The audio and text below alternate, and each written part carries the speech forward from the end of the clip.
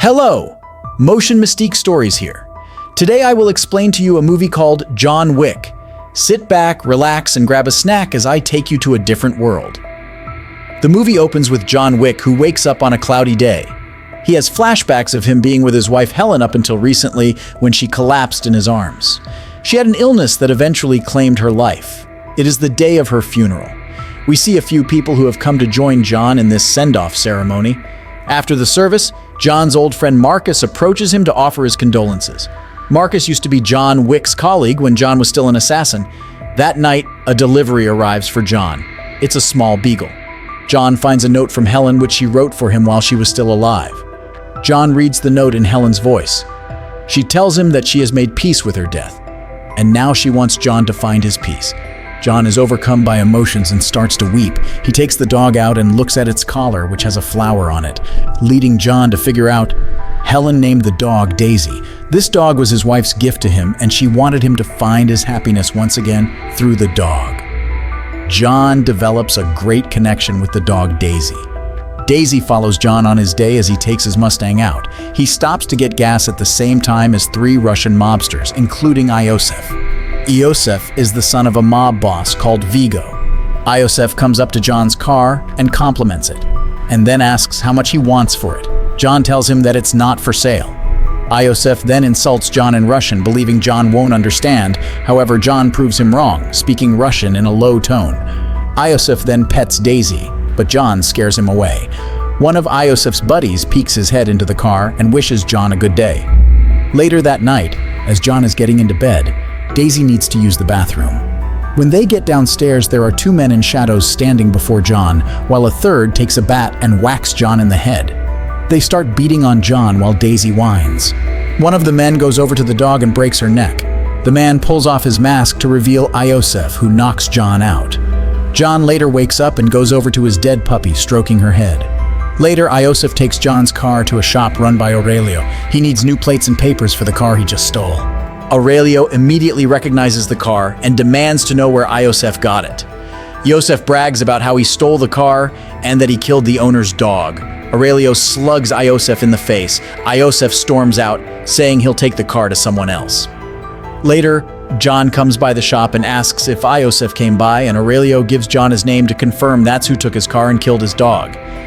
Even later that night, Vigo calls Aurelio to ask why he struck Iosef. Aurelio says because he stole John Wick's car and killed his dog. Vigo simply replies, "Oh," and hangs up.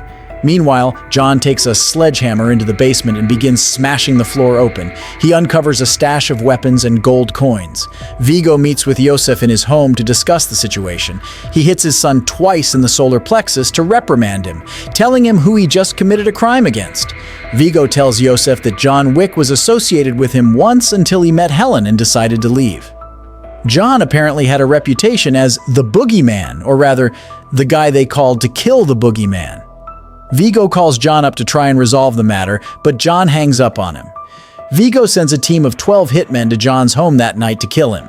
John dispatches all of them with relative ease, fighting with the last few before stabbing the last guy through the heart.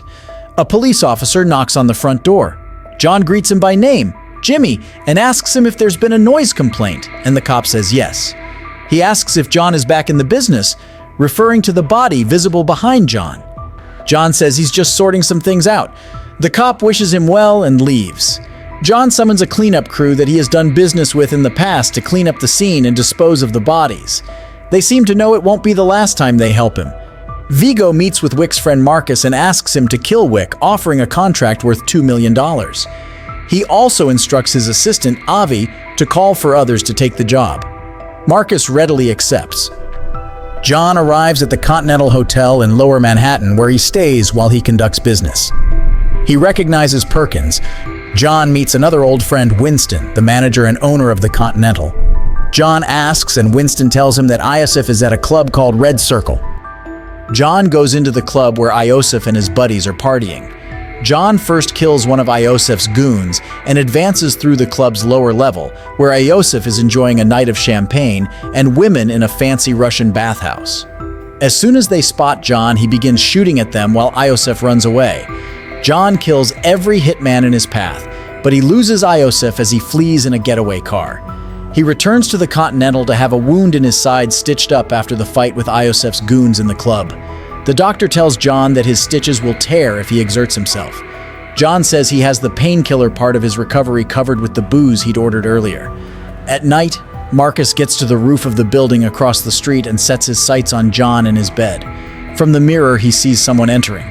He fires a shot to warn John. This unwelcome visitor is Perkins. She starts shooting at John while he dodges her.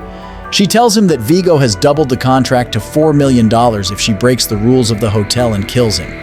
He fights Perkins with difficulty until he gets her in a headlock and offers her mercy for information. She tells John that Vigo keeps most of his assets, cash and blackmail evidence, in the basement of a church. John knocks Perkins out and leaves her with Harry, a business acquaintance, for one of the gold coins of their organization. Harry keeps Perkins cuffed to a chair, unaware that she has dislocated her thumb to slip out. She gets out and puts a pillow over Harry's face before shooting him. John goes to the church where Vigo keeps his secret stash of money and business files. After shooting the other guards in the church, John forces the priest to guide him to where the vault is. He dismisses the women in the vault and lights it all on fire. Vigo learns of the fire moments before he is caught in a hail of gunfire courtesy of John. Although he kills most of Vigo's men, he is knocked out when an SUV rams into another, knocking John to the ground. Vigo captures him and wonders why he's gone to such great lengths for revenge over a car and a dog. John tells him that the dog was a gift from his dying wife and that Iosef took that from him. He also tells Vigo that he can either turn Iosef over to him or die screaming next to him. Vigo leaves him with his henchmen for them to suffocate him with a plastic bag. However, Marcus is watching from the next building and he shoots one hitman in the head to let John take out the other. John gets his gun and shoots at Vigo's getaway car, leaving only him alive. Vigo is forced to tell John that his son Iosef is hiding in a safe house in Brooklyn. The safe house is guarded by armed men, but none of that stops John from killing them and storming the place. Iosef once again tries to make a run for it, but John catches him and finishes him off. In retaliation for Iosef's death and for failing to kill John, Vigo has his goons find Marcus at his home. There, they beat him until Vigo and Perkins shoot him to death. Vigo calls John to tell him this, just before leaving for a helicopter to get out of the city. While waiting for John to come to Marcus's home, Perkins is called to a meeting with Winston, the owner of the Continental Hotel. She meets Winston and 4 men at the Bethesda Arcade in Central Park. Winston tells her she's broken the rules of the Continental and her membership has been terminated. The 4 men execute her. As Winston walks away, he meets the same cleaner who helped John remove the assassins' bodies from his home, giving him several coins for the cleaning service of Perkins' dead body. John finds Marcus's body and sets off to take down Vigo. He finds the villains heading to the chopper, and here John rams into one of the goons' cars, forcing it off a bridge, killing them. He kills the rest of Vigo's bodyguards, leaving only Vigo and Avi alive for the time being. Vigo makes Avi go out and kill John, only for John to ram into him with his car. Vigo manages to ram into John's car, trapping him inside in the process. He tries to push John's car over the edge, but John manages to jump out on time, safely. The two then fight hand-to-hand in the rain. Vigo tries to stab John, but John pushes the blade into himself to gain leverage to break Vigo's arm before grabbing the knife from his stomach and sticking it into Vigo's neck. He leaves him to die.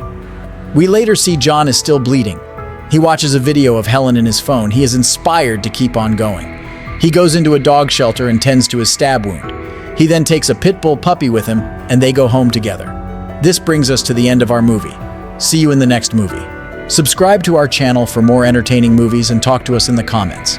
Remember to give this video a like as well. It means a lot.